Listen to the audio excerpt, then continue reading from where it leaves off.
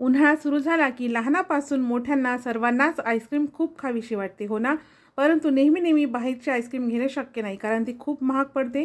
म्हणूनच सिंपल मेजवानी मराठीमध्ये आज आपण घरच्या घरी अगदी खूप कमी खर्चामध्ये आईस्क्रीम पार्लरपेक्षाही भारी व्हॅनिला आईस्क्रीम करणार आहोत.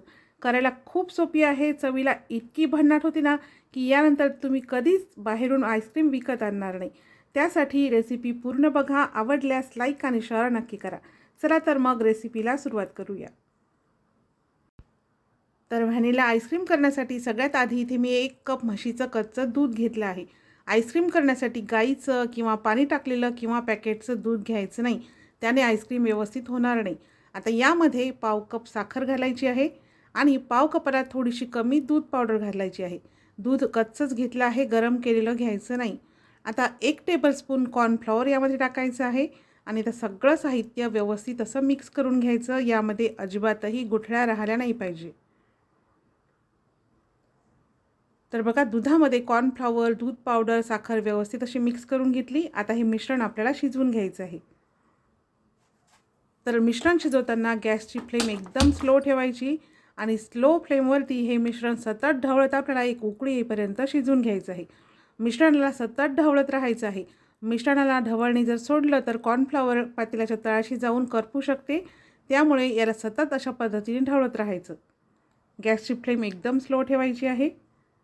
तर बघा, स्लो फ्लेमवर साधारण 5-1 मिनिटे हे मिश्रण शिजवून घेतलं. तुम्ही बघू शकता आता मिश्रणाला उकळी आली आहे आणि मिश्रण मस्त घट्टसर असं झालेलं आहे. अशा पद्धतीचं मिश्रण घट्टसर झालं की आता गॅसची फ्लेम बंद करायची आणि नॉर्मल टेम्परेचरवरच हे मिश्रण आपल्याला थंड करून घ्यायचं आहे. फ्रीजमध्ये अजिबात ठेवायचं नाही. तर बघा, हे दुधाचं जे मिश्रण आहे ते मी पूर्णपणे थंड करून घेतलं. आता आईस्क्रीम करण्यासाठी इथे मी 1 कप पातळ स्वरूपाची व्हिपिंग क्रीम घेतली आहे. जी आपण केकसाठी वापरतो तीच व्हिप क्रीम घ्यायची, परंतु अशा पद्धतीची लिक्विड आणि एकदम थंड असली पाहिजे. आता ही क्रीम आपल्याला बीट करून घ्यायची आहे. त्यासाठी बीटरने सुरुवातीला 1च्या स्पीडवर ही क्रीम बीट करायची.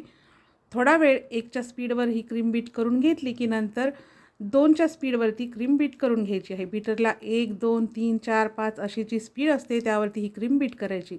तर थोडा वेळ 2च्या स्पीडवरती ही क्रीम बीट करून घ्यायची आणि नंतर लगेच 5च्या स्पीडवर ही क्रीम बीट करायची. क्रीम बीट करताना केकला जशी घट्ट क्रीम बीट करतो ना त्या पद्धतीची करायची नाही. फक्त थोडीशी घट्टसर झाली की बीटर बंद करायचं. बघा, अशा पद्धतीची सॉफ्ट पिक्स येईपर्यंत ही क्रीम बीट करायची आहे. खूप जास्त घट्ट करायची नाही. आता व्हॅनिला आईस्क्रीम आहे त्यामुळे आपण यामध्ये व्हॅनिला इसेन्स टाकणार आहोत. तर 1 पाव चमचा व्हॅनिला इसेन्स आपण यामध्ये टाकून घेऊया. इसेन्स जास्तसुद्धा टाकायचं नाही, नाहीतर मग आईस्क्रीमची चव बिघडेल. आता आपण जे दुधाचं मिश्रण बनवून घेतलेलं आहे, दूध, दूध पावडर, कॉर्नफ्लॉवरचं, ते मिश्रण पूर्णपणे थंड झालेलं आहे. तर ते मिश्रण आता या व्हिपिंग क्रीममध्ये अशा पद्धतीने गाळून घालायचं आहे. जेणेकरून या मिश्रणामध्ये जर कॉर्नफ्लॉवरच्या गुठळ्या असतील तर त्या आईस्क्रीममध्ये जाऊ नये, त्यासाठी मिश्रण अशा पद्धतीने आवर्जून गाळून घ्यायचं आहे. मिश्रण जर गाळून टाकलं नाही ना तर मग आईस्क्रीम खाताना कॉर्नफ्लॉवरच्या गुठळ्या दाताखाली येतील आणि मग त्या छान लागणार नाहीत. त्यासाठी मिश्रण अशा पद्धतीने गाळून घ्यायचं. मिश्रण टाकल्यानंतर आता स्पॅट्युलाने हे मिश्रण यामध्ये मिक्स करून घ्यायचं. व्हिडिओमध्ये सांगितलेल्या सगळ्या गोष्टी फॉलो करून जर आईस्क्रीम बनवली तर तुमची आईस्क्रीमसुद्धा आईस्क्रीम पार्लरपेक्षा भन्नाटच बनेल. तर बघा, आता सगळ्या वस्तू व्यवस्थित मिक्स करून घेतल्या. तर बीटरने पुन्हा एकदा थोडंसं मिक्स करून घ्यायचं. जास्त वेळ बीट करायचं नाही. फक्त सगळ्या वस्तू व्यवस्थित मिक्स झाल्या पाहिजेत एवढंच बीट करायचं. आता आईस्क्रीम सेट करण्यासाठी इथे मी प्लॅस्टिकचा हवाबंद डबा घेतला आहे. तर आता आईस्क्रीमचं जे मिश्रण आहे ते या डब्यामध्ये ओतून घ्यायचं. तुम्हाला इथे दिसत असेल आपण जो आईस्क्रीमचा बेस बनवून घेतला आहे तो अगदी सॉफ्ट आहे. खूप जास्त घट्ट किंवा खूप जास्त कडक ही आईस्क्रीम आपण नाही बनवलेली.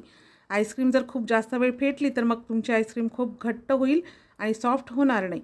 आता आईस्क्रीमचा बेस डब्यामध्ये टाकल्यानंतर स्पॅट्युलाने एकसारखा पसरवून घ्यायचा. नंतर डबा हलकासा टॅप करून घ्यायचा. आता इथे मी हा सिल्वर फॉईल पेपर घेतला आहे.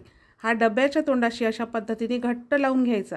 सिल्वर फॉईल पेपर जर लावला नाही ना तर मग आपल्या आईस्क्रीममध्ये आईस क्रिस्टल तयार होतात, म्हणजे बर्फाचे खडे तयार होतात.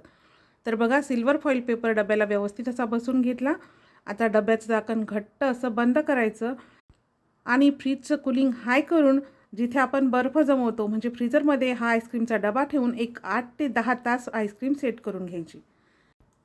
तर बघा फ्रीजची हाय कूलिंग करून फ्रीझरमध्ये ही आईस्क्रीम 10 तास सेट करून घेतली आणि आता तुम्ही इथे बघू शकता आपली आईस्क्रीम मस्त अशी सेट झालेली आहे.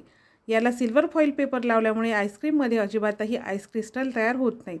तुम्हाला इथे मी आईस्क्रीम काढून दाखवते, बघू शकता. अगदी आईस्क्रीम पार्लरमध्ये मिळते त्याच पद्धतीची मस्त सॉफ्ट अशी आईस्क्रीम तयार आहे. चवीलासुद्धा खूप छान लागते आणि आहे ना करायला खूप सोपी, तोंडात टाकता बरोबर विरघळते. सिंपल मेजवानी मराठीमध्ये मी अशा छान छान रेसिपी सोप्या पद्धतीने तुमच्यासोबत शेअर करत असते. त्यासाठी सिंपल मेजवानी मराठीला सबस्क्राईब करून बाजूचे घंटेचे बटन प्रेस करा, जेणेकरून मी जेव्हा कधी नवीन व्हिडिओ अपलोड करेल त्याचं नोटिफिकेशन सगळ्यात आधी तुम्हाला मिळेल. सजावटीसाठी थोडेसे पिस्त्याचे काप आईस्क्रीममध्ये टाकून घेतले आणि वाव, किती छान अशी व्हॅनिला आईस्क्रीम इथे तयार आहे. बघताच क्षणीच तोंडाला पाणी सुटले ना, तर तुम्हीसुद्धा ही आईस्क्रीम घरी नक्की ट्राय करा आणि कशी झाली ते कमेंट्स करून सांगायला विसरू नका.